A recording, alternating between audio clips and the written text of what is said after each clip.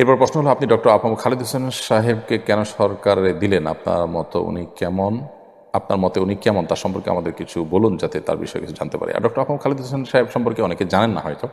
তিনি অত্যন্ত প্রথিতযশা একজন আলেমী এবং ডক্টর আহমদ খালেদ হোসেন সাহেবকে আল্লাহ রাব্বুল আলামিন বহুমুখী প্রতিভা দিয়েছেন। ইংরেজি, আরবি, বাংলা ৩ ভাষায় তিনি পারদর্শী। আবার তিনি একজন বুদ্ধিজীবী মানুষ।